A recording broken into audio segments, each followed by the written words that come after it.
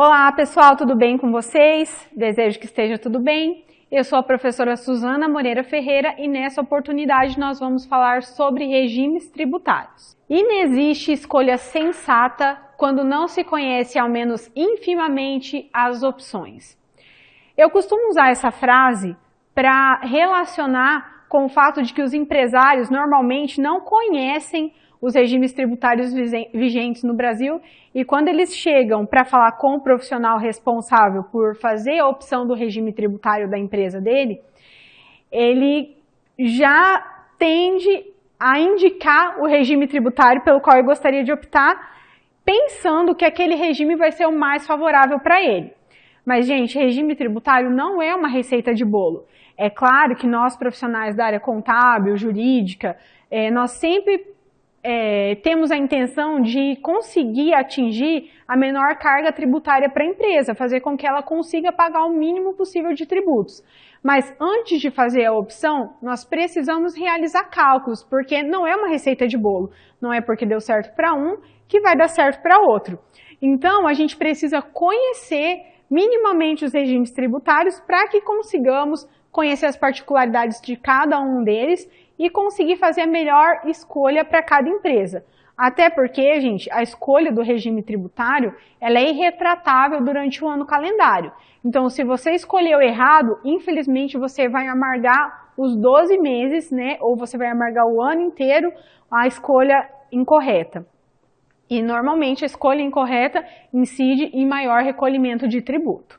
Então, nessa oportunidade, nós vamos falar sobre o lucro arbitrado, o lucro presumido, o lucro real e o simples nacional. E quando nós dizemos que uma empresa ela é optante pelo lucro arbitrado, pelo lucro presumido ou real, nós estamos nos referindo especificamente à forma como essa empresa apura sua base de cálculo do imposto de renda. Mas o que acontece é que, quando uma empresa opta pela forma de apuração do imposto de renda, automaticamente ele está determinando como vai recolher também a contribuição social, porque a legislação tributária prevê que a contribuição social sempre vai ser apurada da mesma forma que se apurou o imposto de renda. Então, se ela é lucro real para o imposto de renda, ela vai ser lucro real para a contribuição social. Se ela é lucro presumido para o imposto de renda, ela vai ser lucro presumido para a contribuição social. E se ela for lucro arbitrado para o imposto de renda, automaticamente ela também será lucro arbitrado para a contribuição social. E essa opção da forma de apuração da base de cálculo do imposto de renda também se reflete em outros tributos. Porque quando você opta pela forma de apuração do imposto de renda, você segue regras próprias para o PIS e para a COFINS. Por quê, gente? Porque a legislação tributária, ela determina, em regra geral, porque toda regra tem exceção, mas a legislação tributária, ela determina que quando você opta pela apuração do imposto de renda pelo lucro real, você vai recolher PIS e COFINS pela modalidade não cumulativa. E quando você opta pelo lucro presumido, você vai recolher o PIS e a COFINS pela modalidade cumulativa. E o que isso quer dizer, gente? Quer dizer que, apurando o imposto de renda pelo lucro presumido, você não tem a possibilidade de créditos no PIS e na COFINS. E apurando pelo lucro real, você tem a possibilidade de créditos, mas você vai praticar alíquotas maiores. Em regra geral, né, nós vamos sempre entender que o PIS e a COFINS vão ser direcionados em relação à opção que você escolheu para o imposto de renda. Porém, toda regra tem exceção. E aí eu vou deixar aqui alguns exemplos para vocês. Por exemplo, a atividade hospitalar, ainda que a empresa seja lucro real, ela recolhe PIS e COFINS pela modalidade cumulativa. Eventos, hotelaria, a mesma coisa. Ainda que a empresa seja optante pelo lucro real, ela recolhe PIS e COFINS pela modalidade cumulativa. Então, toda regra tem exceção. Antes de fazer a apuração certa, a gente precisa consultar a legislação tributária para poder chegar à conclusão de qual regime é mais favorável. Mas então, vamos agora adentrar de fato aos regimes por si. E vamos começar falando sobre o lucro arbitrado. Dentro dos limites legais, você pode optar pelos regimes tributários, lucro real ou lucro presumido. E a partir do momento que você deixou de cumprir as regras do lucro real ou do lucro presumido, você vai ser tributado pelo lucro arbitrado. Então, o lucro arbitrado, digamos que ele não é uma faculdade, ele é aplicado quando você deixou de cumprir as regras que são cabíveis para o lucro real ou para o lucro presumido. Então, se faz o arbitramento das bases de cálculo da receita. E nós temos duas linhas para serem seguidas quando uma empresa é optante pelo lucro, ou melhor, optante não, quando ela vai apurar dos seus impostos com base no lucro arbitrado. Quando a receita é conhecida ou quando a receita é desconhecida. Quando a receita é conhecida, nós também chamamos de autoarbitramento, porque você conhece a receita e você mesmo vai fazer a arbitragem. E nós também temos situações onde ela é desconhecida, então não há essa possibilidade de fazer o autoarbitramento. Quando o contribuinte conhece a receita para a base de cálculo do imposto de renda, ele vai aplicar para o recolhimento do imposto de renda a mesma presunção que se utiliza para o lucro presumido, mas vai adicionar 20% para poder fazer o recolhimento dos seus tributos sobre o lucro. E não vai realizar nenhum recolhimento adicional. Em relação ao PIS e a COFINS, ele fará a apuração pela modalidade cumulativa. Porém, quando a receita é desconhecida, por exemplo, vamos supor que a empresa perdeu todo um histórico de notas fiscais, de recibos, e ela não vai ter de forma nenhuma como fazer uma média ali da receita. Ela simplesmente não tem histórico físico, não tem histórico em sistema, né, histórico digital, ela simplesmente não tem nenhuma base ou até mesmo deixou de emitir documentos fiscais. Então ela não tem como auferir corretamente, com base em alguma informação real, a receita. Então nesses casos nós dizemos que a receita é desconhecida. Como é que a empresa vai se comportar? De acordo com o que está descrito aqui para vocês. Será realizado um procedimento de ofício, que está disciplinado no artigo 608 do Regulamento do Imposto de Renda, e o PIS e a COFINS também se manterão de apuração cumulativa. Porém, nós não temos claro na legislação como é que as bases vão se comportar. Então, quando a empresa incorre nessa situação, é necessário fazer uma consulta ou recorrer à Receita Federal para saber exatamente como é que a empresa vai proceder. Por quê? Porque se a empresa fizer um cálculo incorreto, mas for maior do que a receita estabelecia, ela não vai ter problema nenhum, mas vai ter sido onerada. Porém, se ela fizer menor do que a receita estabelece, ela vai em algum momento ser penalizada pelo fisco.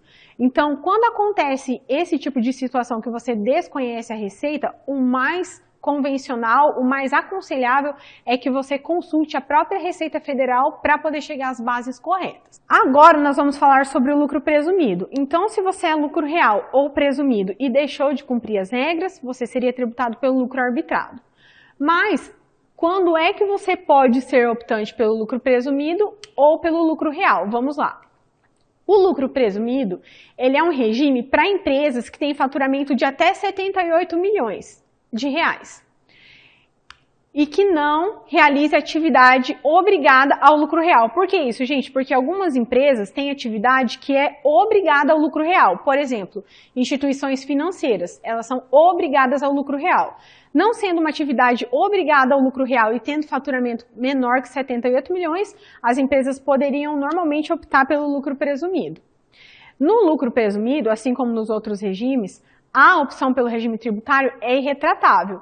E como é que nós fazemos a opção pelo regime tributário? Isso para qualquer um deles, tanto real quanto presumido, tá? A opção do regime tributário ela é demonstrada para a Receita Federal a partir do primeiro DARF de recolhimento do imposto de renda. Então, se você recolhe o primeiro DARF de imposto de renda com código de lucro real, você já está informando para a Receita que a sua contribuição social também será recolhida pelo lucro real e PIS e a COFINS apurados de maneira não cumulativa. Se você recolhe o primeiro DARF do imposto de renda pelo lucro presumido, a Receita já vai entender que você também vai apurar a contribuição social pelo lucro presumido e PIS e COFINS pela modalidade cumulativa. Então, gente, olhem só para vocês entenderem.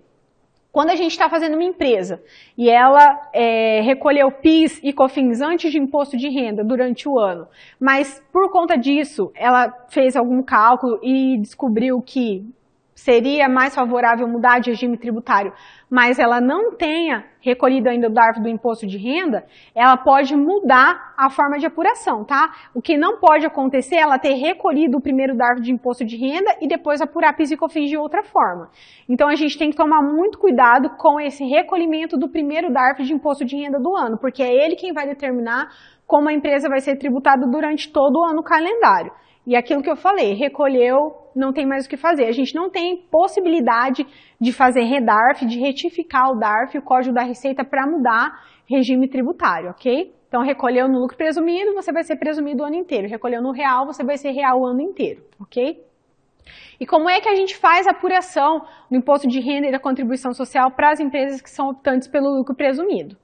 Como o próprio nome já diz, a base de cálculo do imposto de renda no lucro presumido é um valor presumido, que significa o quê? Não necessariamente a empresa teve lucro de fato, mas sobre a receita dela é aplicada uma porcentagem.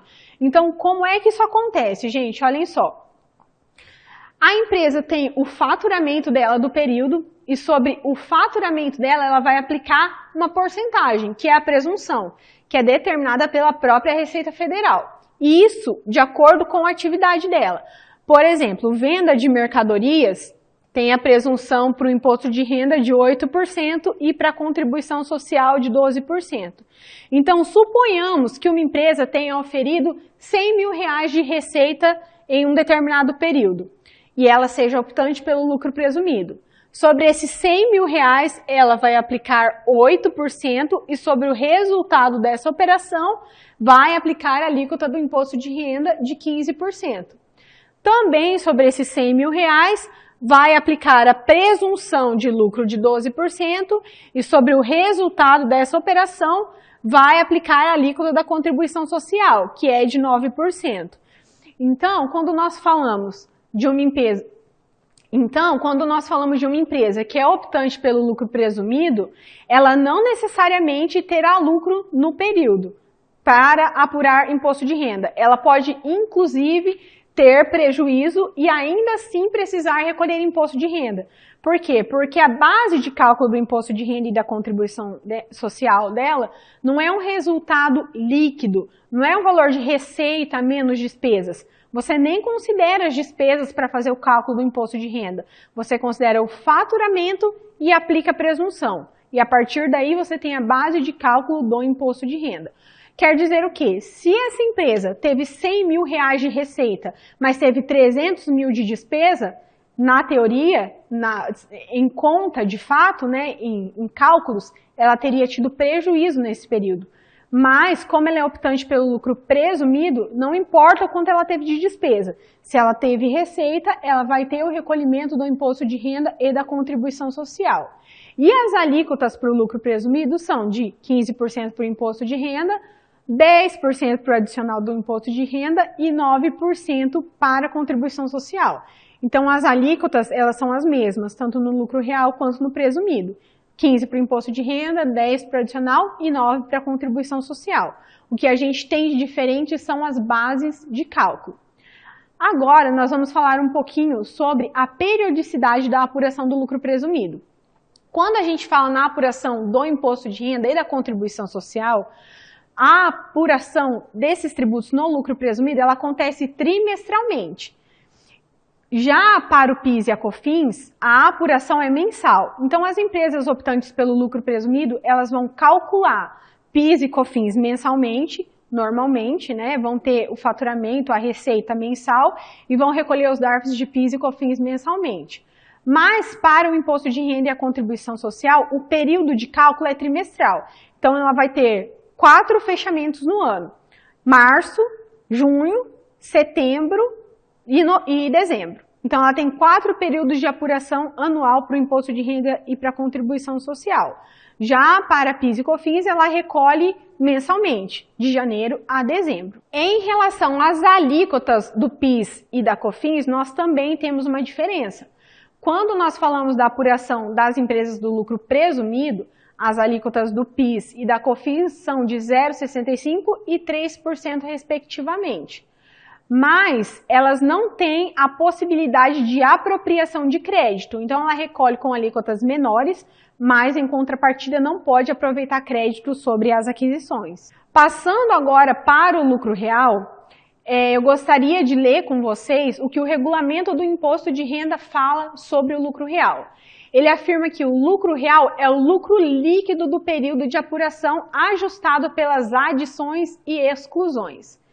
E esse lucro, ele é demonstrado e a base de cálculo do imposto de renda e da contribuição social, ela é evidenciada por meio do LALUR, que é o lucro de apuração, que é o livro de apuração do lucro real.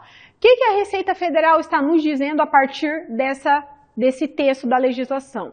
Ele está dizendo que o lucro real é a receita menos as despesas, considerando as adições ao lucro e as exclusões, quer dizer, os ajustes permitidos pela lei.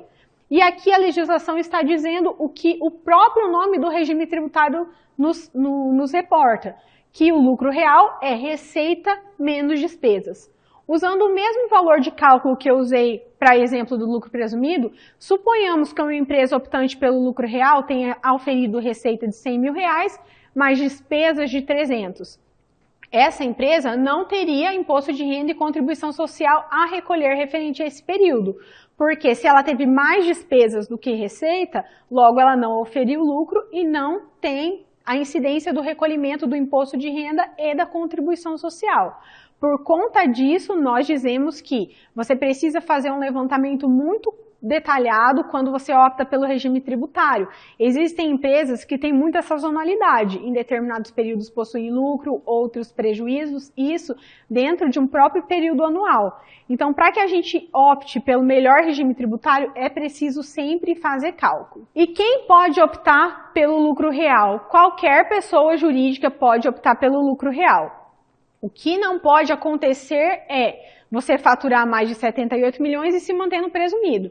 Mas você pode ter qualquer faturamento e optar pelo lucro real. Não existe uma trava em relação à receita quando você opta pelo lucro real. Você pode ter um faturamento pequeno e ainda assim ser optante pelo lucro real. Outra questão que você precisa observar é se a sua atividade não é obrigatoriamente tributada pelo lucro real, como, por exemplo, como eu já mencionei, as financeiras, os bancos, por mais que eles tenham um faturamento, independente do faturamento que eles realizam, a própria atividade já determina que ela é obrigada ao lucro real. Então, qualquer pessoa pode optar pelo lucro real, tá? O que acontece é que você não pode ter um faturamento maior que 78 milhões e se manter no presumido, ou ter uma atividade impeditiva, uma atividade obrigada ao lucro real e ficar em outro regime tributário.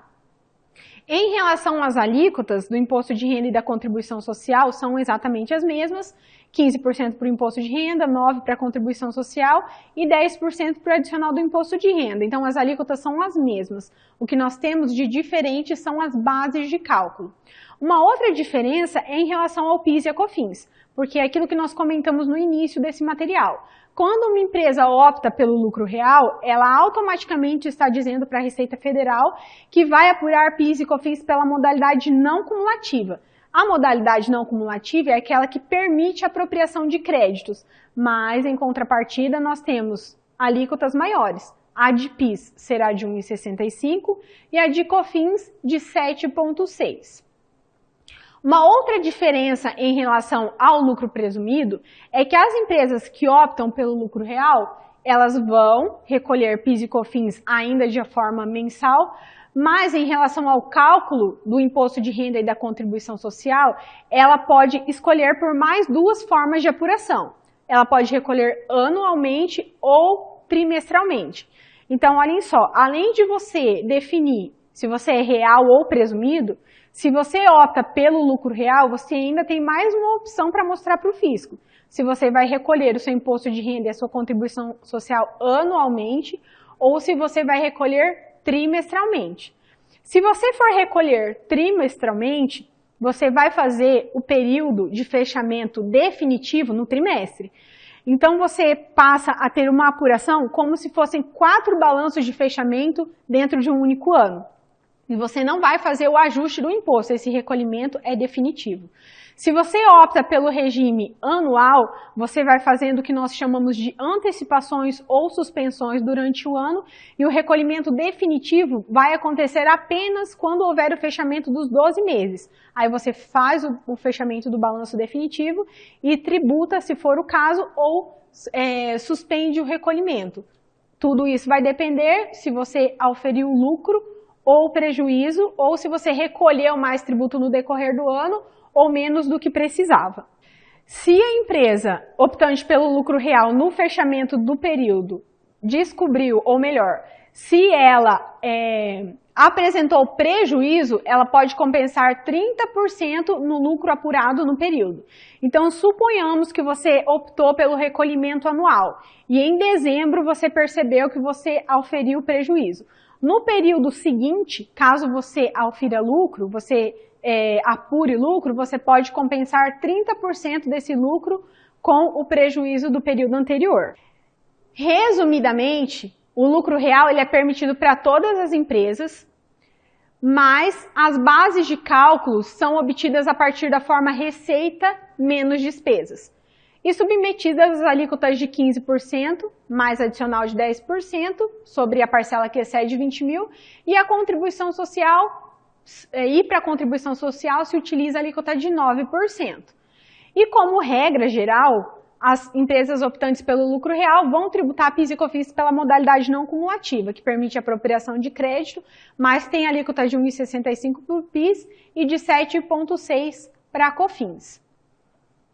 E por fim, nós vamos falar sobre o Simples Nacional. Gente, o Simples Nacional é simples só no nome, tá? Por quê? Porque o Simples Nacional ele é um regime de tributação que tem várias particularidades para serem observadas quando você opta por ele. Você precisa analisar qual é a atividade, você precisa analisar o tipo de operação que você realiza, se teria algum benefício fiscal caso fosse do lucro real ou do presumido, analisar a quantidade de movimentações que você tem no mês, se elas acontecem em operação interestadual ou apenas em operação interna. Então, você tem uma série de regras a serem observadas quando você opta pelo Simples Nacional. Mas, por que é que o regime se chama Simples Nacional? Porque quando nós falamos do lucro real ou do presumido, as apurações, elas acontecem separadas por tributo. Como assim separado, gente? Olhem só. A empresa, ela recebe, e o contador também precisa fazer o cálculo, né? De uma guia para o ICMS, uma guia para o ISS, uma guia para o imposto de renda, outra para a contribuição social, uma guia do INSS, outra para o FGTS. Então, todos os tributos, eles são recolhidos independentemente. PIS, COFINS, todos eles são recolhidos em documentos separados, cada um na sua devida apuração. E, por outro lado, o contador ele precisa fazer, então, todas essas apurações independentes. Então, o contador recebe as informações da empresa e precisa fazer o cálculo de todos esses tributos. Quando nós temos uma empresa que é optante pelo Simples Nacional, todos os tributos dela são recolhidos por meio de uma única guia, que é o DAS, Documento de Arrecadação do Simples Nacional.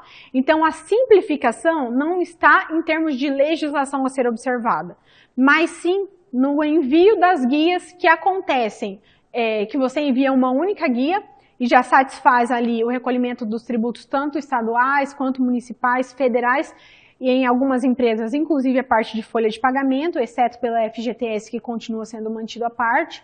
Mas em tese, na teoria e como regra geral, é claro, porque sempre tem exceção, em regra geral todos os tributos ficam aglutinados em uma única guia de arrecadação, que é o DAS. Então, a simplificação está no fato de você não ter contas gráficas separadas, não ter esse controle de apuração via conta gráfica de tantos tributos. Mas, a partir do faturamento, você consegue fazer a apuração de todos esses tributos, estaduais, municipais e federais. E assim como no lucro presumido, o Simples Nacional ele não considera as despesas para poder fazer o cálculo dos tributos sobre lucro ou sobre faturamento. Por quê? Porque a base de cálculo dos tributos no Simples Nacional é a receita. Então, para o fechamento do DAS, para a apuração do DAS, você precisa apenas do faturamento das empresas. E é com base no faturamento que nós fazemos a apuração do documento de arrecadação do Simples Nacional.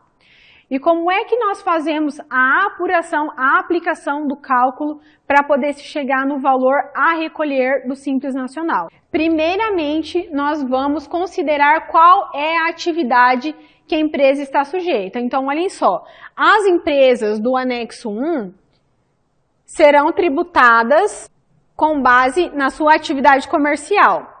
As empresas industriais serão tributadas pelo anexo 2.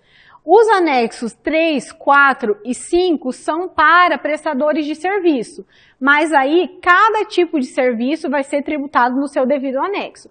Por exemplo, para serviços em geral, nós utilizamos o anexo 3. Para atividades ligadas à construção civil, vigilância, limpeza, advocacia, etc., nós temos o anexo 4. E as atividades ligadas à área da medicina, representação comercial e etc., estariam sujeitas ao anexo 5. Mas a gente tem uma outra coisa a ser considerada aqui quando falamos das empresas do Simples Nacional. Algumas empresas, elas não terão um anexo determinado já com base na sua atividade, mas nós precisamos fazer um cálculo do que nós chamamos de fator R.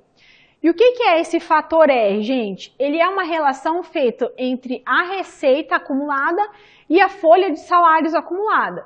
Então, algumas atividades você só vai conseguir definir se ela é do anexo 3 ou do anexo 5 depois que você fizer o cálculo do fator. Por exemplo, representação comercial e medicina. Claro que a legislação ela cita todas as atividades que estão sujeitas ao cálculo do fator R. Mas o que é importante vocês saberem? Que as empresas que são sujeitas ao fator R, você precisa fazer o cálculo do fator para depois determinar se ela vai ser tributada pelo anexo 3 ou pelo anexo 5. E aí, como é que nós fazemos esse cálculo? Nós dividimos a folha acumulada dos últimos 12 meses pela receita acumulada dos 12 meses. Se o fator for maior que 28, ela vai ser tributada pelo anexo 3. E se for menor, ela vai ser tributada pelo anexo 5. Por que isso, gente? Para estimular a contratação. Porque quanto maior a folha, maior vai ser o fator, e aí você vai poder ser tributado pelo anexo 3, que tem as menores alíquotas, as menores porcentagens. Quando a gente for falar dos anexos em si, vocês vão conseguir observar a diferença entre a tributação do anexo 3 e do anexo 5, e vai ficar bem evidente essa diferença nos percentuais de um anexo para o outro. Então, algumas atividades, elas não têm um anexo definido, elas precisam antes do cálculo do fator para poder determinar se elas serão tributadas pelo anexo 3 ou 5. E aí eu deixo para vocês o texto da lei que menciona as atividades que são sujeitas ao cálculo do fator R para poder definir qual seria o anexo tributável da empresa.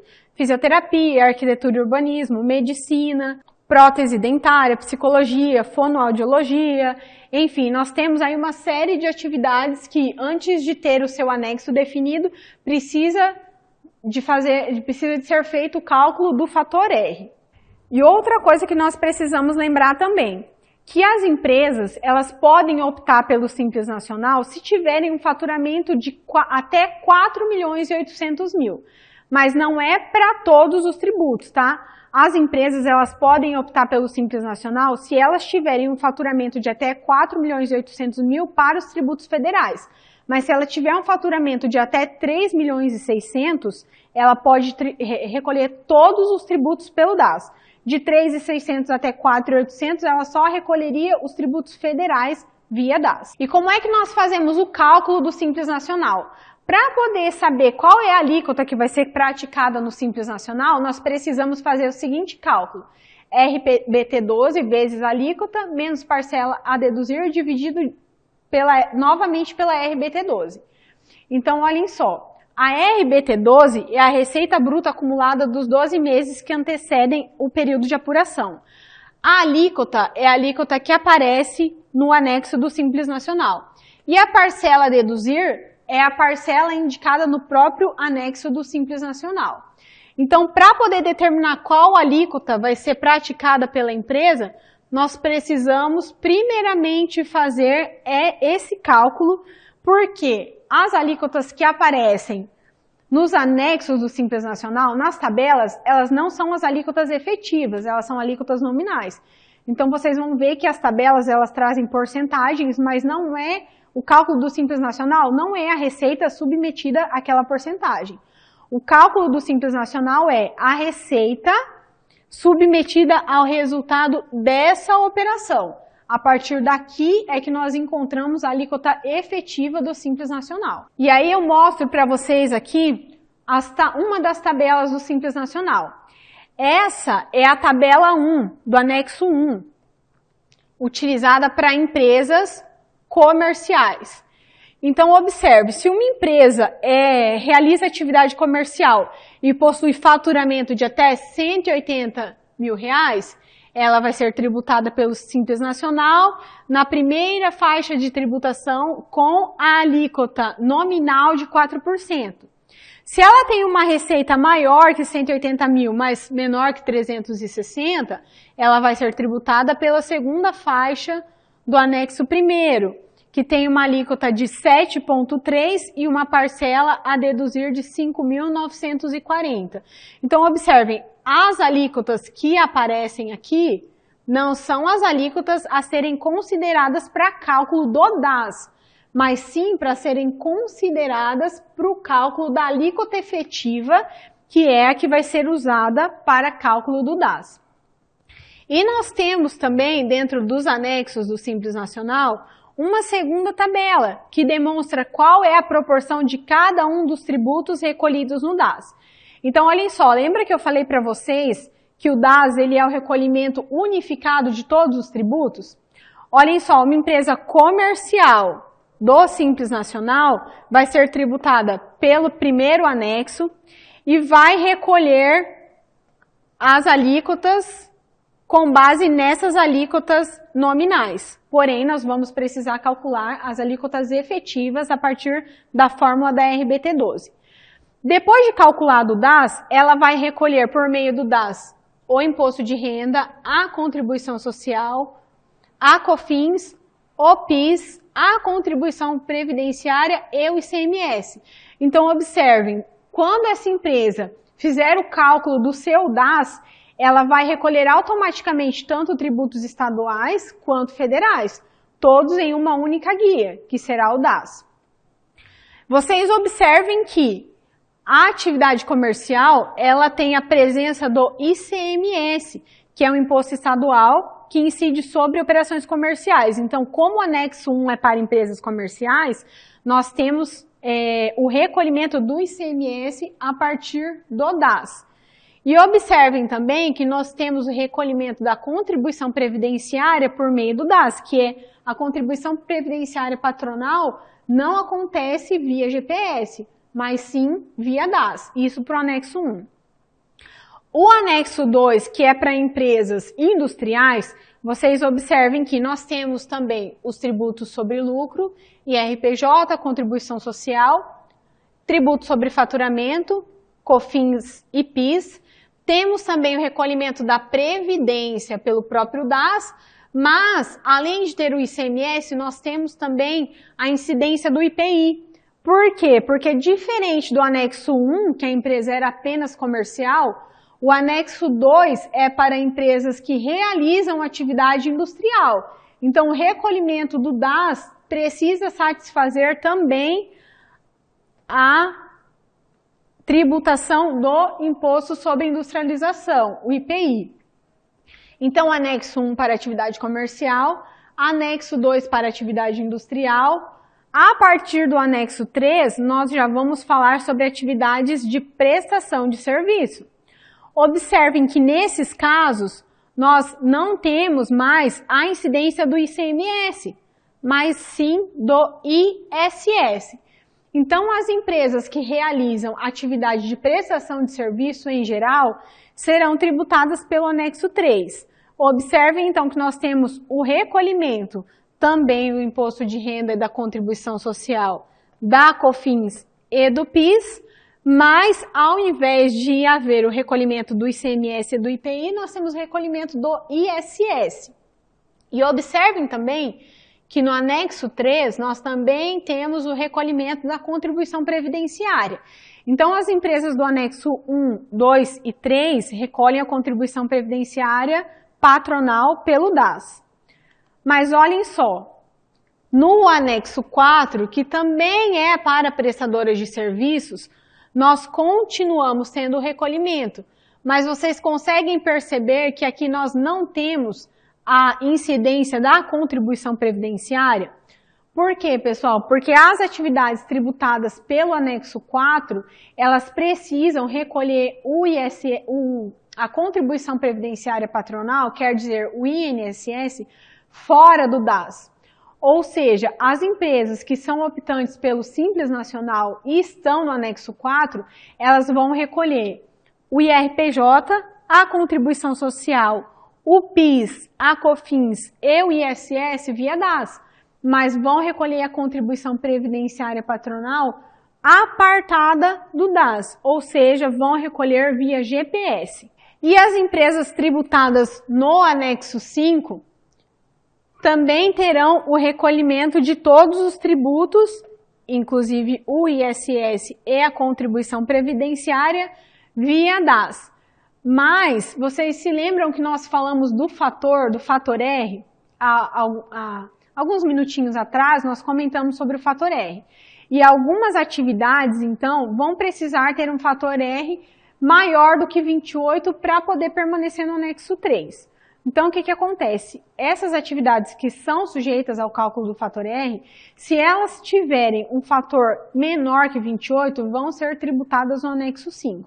E observem a diferença, gente. A primeira faixa de tributação do anexo 5 tem uma alíquota nominal de 15,5%, enquanto que a primeira faixa do anexo 3 tem uma alíquota de 6%.